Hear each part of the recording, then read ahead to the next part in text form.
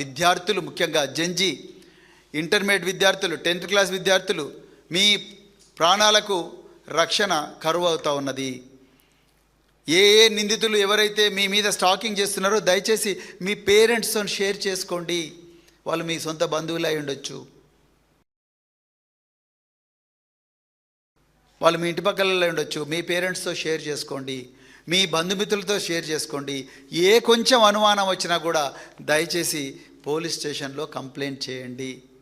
భయపడొద్దు. తల్లిదండ్రులారా, పిల్లలకి ఇలాంటివి ఏమైనా జరుగుతుంటే వాళ్ళు చెప్పలేకపోవచ్చు, కానీ వాళ్ళ బిహేవియర్లో మార్పు వస్తుంది.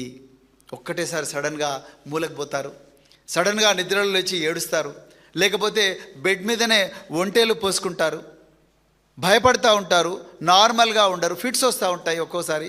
అవన్నీ గుర్తించిన వెంటనే తల్లి కానీ తండ్రి కానీ అర్జెంటుగా పోలీస్ స్టేషన్లో కంప్లైంట్ చేయడం కానీ, లేకపోతే పక్కనే భరోసా సఖీ కేసీఆర్ గారి సమయంలో పెట్టారు, భరోసా సఖీ కౌన్సిలింగ్ సెంటర్స్లోకి తీసుకెళ్లడం కానీ, లేకపోతే మహిళా పోలీస్ అధికారులతో మాట్లాడడం కానీ దయచేసి అలాంటివి చేయాలి. Interviews, podcast, political ads, business ads, social media marketing, digital promotions. Contact KRTV 9281041008. Mail ID krtv.md@gmail.com.